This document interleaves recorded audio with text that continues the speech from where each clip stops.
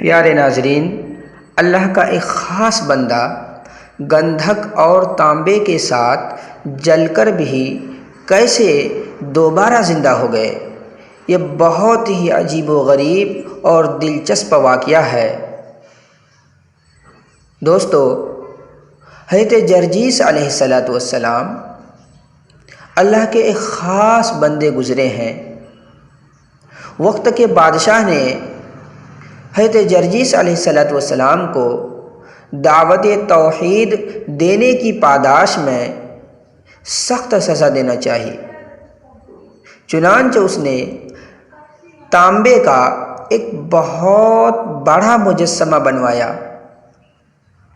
اور پھر اس مجسمے کو پٹرول اور گندھک سے بھر دیا۔ پھر اس میں حضرت جرجیس علیہ السلام کو گرفتار کر کے اس مجسمے کے پاس لے جایا گیا اور اس کے بعد حضرت جرجیس علیہ السلام کو پکڑ کر اس مجسمے کے اندر ڈال دیا گیا۔ پھر اس مجسمے کو آگ پر رکھ کر دہکایا گیا۔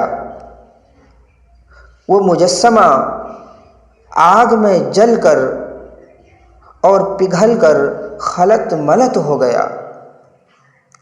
اس طرح حضرت جرجیس علیہ السلام بھی اس مجسمے کے اندر پگھل گئے، جل گئے اور شہید ہو گئے۔ تو اللہ تعالیٰ نے تیز و تند ہوا بھیجی اور پھر آسمان کالے بادلوں سے بھر گیا، مسلسل بجلی کڑکنے لگی اور بادل گرجنے لگے، کالی آندھی چلی جس سے پورا ملک گرد و غبار اور دھوئیں سے تاریک ہو گیا، آسمان سے زمین تک گھٹا ٹوپ اندھیرا چھا گیا، کئی دنوں تک لوگوں کو دن و رات کا بھی پتہ نہ چلا۔ اس دوران حضرت میکائیل علیہ السلام کو اللہ رب العزت نے زمین پر بھیجا۔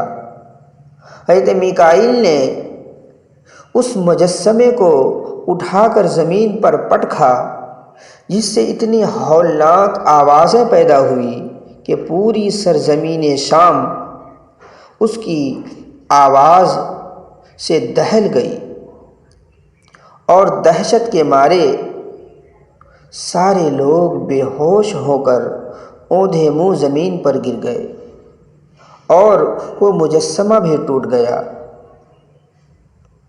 اس کے بعد حضرت جرجیس علیہ السلام اس ٹوٹے ہوئے مجسمے سے زندہ صحیح و سالم باہر نکل آئے۔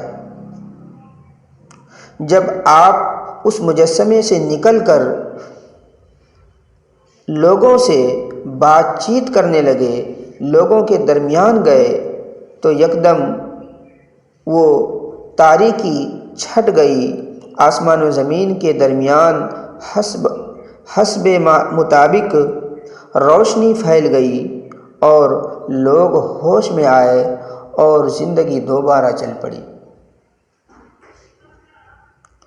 اللہ تعالیٰ نے حضرت جرجیس علیہ السلام کو اس مرتبہ بھی اس گندھک اور تانبے سے بنے مجسمے کے اندر جل جانے کے بعد، راکھ ہو جانے کے بعد بھی دوبارہ اپنی قدرت سے زندہ کر کے لوگوں کے درمیان پیش فرما دیا۔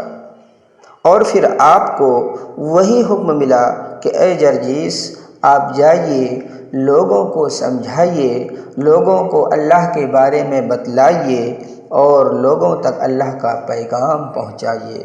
چنانچہ آپ علیہ السلام دوبارہ پھر دعوت و تبلیغ کے کام میں مشغول ہو گئے۔ دوستو، یہ واقعہ آپ کو کیسا لگا؟